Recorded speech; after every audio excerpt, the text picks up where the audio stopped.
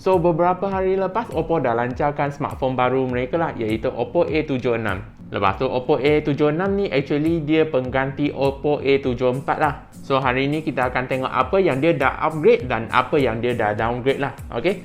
So, first kita tengok design kotak dia dulu. So, untuk design kotak dia nampak macam Oppo A95. Okay, dekat sini ada tulisan A yang macam Avengers. Okay, kat bawah sini Oppo A76.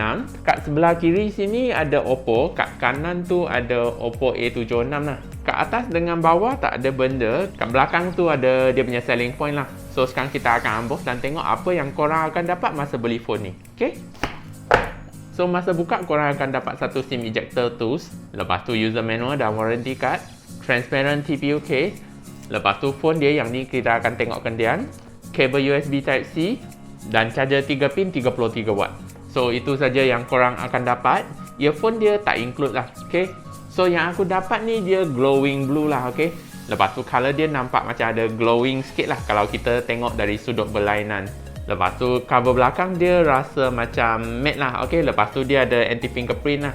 So, glowing blue ni dia nampak agak nice lah sebab dia tak lekat cap jari. Sebab biasanya kalau hitam punya korang akan nampak sikit kesan cap jari kan. Yang ni dia tak ada lah. So far so good lah. Lepas tu kat sebelah kanan dia ada power button dengan fingerprint scanner. Kat bawah tu dia ada 3.5mm audio jack, mic, USB Type-C dan speaker. Kat sebelah kiri dia ada tempat letak SIM dan volume button. Lepas tu dia boleh support 2 nano SIM dengan satu memory card. Kat atas pula dia ada second mic. Kat depan dia guna punch hole design. Kat belakang pula dia ada 2 kamera, flash dan logo Oppo lah. So, sekarang kita akan tengok apa spek yang ditawarkan oleh Oppo A76 ni lah. Okay? So, first kita tengok display dia dulu. So, kalau dari segi display dia menggunakan 6.56 inci. Lepas tu dia menggunakan panel LCD yang menggunakan punch hole display. So, screen Oppo ni memang nampak nice. Color dia pun cantik dan keterangan dia pun agak cukup jugalah. So, kalau korang nak gunakan untuk kerja harian, nak gunakan untuk layan movie tu memang sedap lah. Sebab dia ada viewing angle yang baik dan kamera selfie dia pun tak ganggu kita layan movie lah. So, design punch hole display tu memang sedap lah. Sebab aku tak berapa suka yang kamera dia dekat tengah lah. Sebab kat tengah tu macam rasa tak shock lah masa tengok cerita tu. Okay? Lepas tu kita tengok yang memory dia pula. So, kalau dari segi memory dia menggunakan 128GB dan 6GB RAM. So, untuk memory 128GB dan 6GB RAM ni kira agak cukup lah untuk kegunaan harian. Tapi kalau korang rasa RAM 6GB tu tak cukup, korang boleh extend RAM dia sehingga 5GB lah. So, total RAM dia boleh support sehingga 11GB lah. So, kalau korang jenis suka gunakan untuk multitasking tu, performance dia akan lebih smooth lah kalau kita compare dengan RAM yang biasa tu. Lepas tu kita tengok bahagian bateri dia pula. So, kalau dari segi bateri dia menggunakan 5000 mAh dan phone ni dia support fast charging 33 watt. So, untuk bahagian bateri tu, bateri 5000 mAh ni memang agak sedap lah. Okay? Sebab biasanya kalau korang gunakan untuk kerja harian, bateri dia boleh tahan 1 hari sampai 1 hari setengah. Korang baru kena cas 1 kali. Lepas tu, phone ni dia pun ada support fast charging lah. So, kadang-kadang kalau korang bangun pagi tu, bateri lupa cas kan, korang cas dengan bateri ni, mungkin dalam 30 minit aja dia dah ada 50% macam tu dah. So, untuk bahagian bateri dan charging ni, Oppo ni memang mantap lah. Okay, lepas tu kita tengok chipset dia pula. So, kalau dari segi chipset dia menggunakan Snapdragon 680 octa-core processor. So, untuk bahagian chipset tu, chipset Oppo ni dia dah guna latest chipset daripada Snapdragon lah. Biasanya kalau korang guna Snapdragon tak tahu 850 ke 860 kan, biasanya korang akan dapat dalam chipset 7nm kan. Tapi yang ini dia guna 6nm saja. So, chipset tu dia lagi kecil, bateri dia lagi tahan sikit lah. Kalau kita compare dengan chipset yang 10nm dengan 12nm lah. Tapi untuk gaming performance dia cuma guna grafik yang Adreno 610. So, kalau dari segi gaming performance tu dia kira okey saja, dia tak adalah best sangat. Tapi chipset ni dia best dekat bateri dia memang jimat gila lah. So, untuk gaming experience dia lebih kurang sama dengan Redmi Note 10 dengan Redmi 9i macam tu je lah. Lepas tu sekarang kita tengok yang UI dia pula. So, kalau dari segi UI dia menggunakan ColorOS 11 based on Android 11. So, untuk UI Oppo ni, I rasa agak best jugalah sebab dia kurang bug. Icon dia nampak cantik dan apps dia pun nampak teratur lah. Lepas tu kita tengok yang bahagian kamera dia pula. So, untuk bahagian kamera dia menggunakan 13MP dan 2MP dan kamera selfie dia pula 8MP. So untuk bahagian kamera ni, kamera dia dah downgrade sikit kalau kita compare dengan Oppo A74. So kualiti gambar yang diambil oleh Oppo A76 ni memang dia dah kurang detail sikit. Tapi apa yang bestnya ialah color dia masih maintain dekat color yang agak cerah dan cantik lah. So kalau korang nak ambil gambar untuk kenangan tu memang sedap lah sebab color dia nampak cantik dan gambar dia nampak fresh lah kalau kita compare dengan brand yang lain. Even korang ambil gambar dekat indoor pun ok, dekat outdoor pun ok juga. Lepas tu kamera night mode dia pun ok juga, color dia cantik, cuma detail dia kurang sikit lah. So sekarang kita tengah rakam guna kamera depan Oppo A76 ni. Ok, so ini merupakan video recording dia lah. Ok, kita lari sikit.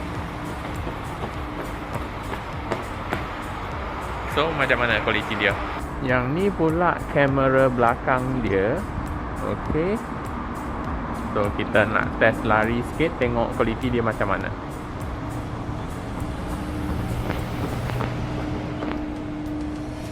Ok, so sekarang aku akan share kat korang semua function yang ada kat dalam phone ni lah. Ok, so kalau korang nak beli phone ni, korang boleh survey lah dekat sini dulu.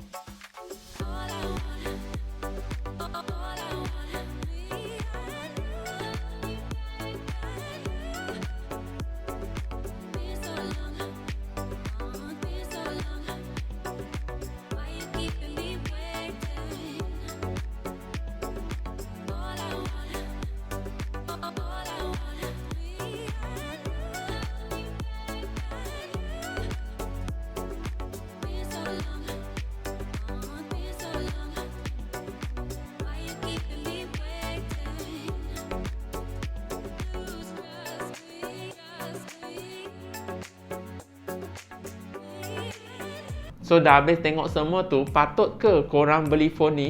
Actually ini kena tengok daripada sudut korang lah. Sebab semua orang guna phone untuk tujuan berlainan. So kita cerita sikit tentang kelemahan dia. Kalau kita nak tengok spek dia, memang spek dia I rasa tak berapa best lah, okay? Sebab dia tak guna AMOLED display, kamera dia cuma 13MP dan phone ni dia pun tak ada dual speaker lah. So kalau kita nak compare spek tu, spek Oppo ni dia memang tak boleh lawan spek dengan brand lain lah. Tapi kalau korang nak tengok kelebihan dia, actually dia pun ada jugalah. Yang pertama ialah dia guna punch hole display. So Oppo ni actually dia lebih fokus dekat user experience lah. Sebab saya lebih suka guna jenis yang punch hole display. Jadi kalau kita gunakan untuk main game, tengok cerita tu memang sedap lah. Sebab kamera tu dia tak akan ganggu kita masa kita layan cerita tu lah. Sebab kalau kamera dekat tengah tu memang aku guna memang tak berapa shock lah. Okay? Tapi itu actually dia hal kecil sajalah. Tapi bagi saya macam ni punya kamera, dia punya user experience lagi best lah. Yang kedua, bahagian kamera dia. Untuk kamera dia actually I rasa dengan harga macam ni memang kurang mantap sikit lah. Tapi kalau korang nak ambil gambar untuk kenangan kan, actually Oppo dan Vivo saya lebih suka lah kalau kita compare dengan brand yang lain. Sebab saya suka gambar Oppo tu, walaupun detail dia kurang sikit, tapi color dia memang cantik lah. Tapi kalau korang nak ambil gambar yang detail tu, dia tak cukup detail lah. I rasa sebab 13MP ni memang ada lembab sikit lah kalau kita compare dengan 48MP dan 50MP. Tapi color ni dia memang cantik lah kalau kita compare dengan brand yang lain. Yang ketiga ialah display dia lah. IPS LCD dengan AMOLED screen, memang AMOLED screen lagi better lah. Tapi IPS LCD ni actually kalau korang punya screen tu pecahkan, dia punya cost untuk repair tu lagi murah sikit lah. So actually semua phone dia ada kelebihan dan ada kekurangan. Cuma korang nak tengok daripada sudut mana saja. So kalau korang nak beli phone ni, aku akan sharekan link dia dekat description sana lah. Korang boleh beli kat sana. Lepas tu kalau korang ada apa-apa masalah tentang phone ni, mungkin ada kena date boot ke, software bug ke apa, korang pun boleh komen dekat bawah sikit lah. Adakah phone ni berbaloi untuk dibeli atau tidak lah. It depends kat korang punya perspektif lah. Okay, so I rasa itu saja untuk video hari ni. Kalau suka video ni, jangan lupa tekan butang like, share, komen dan subscribe ya. Bye bye and see you in the next video.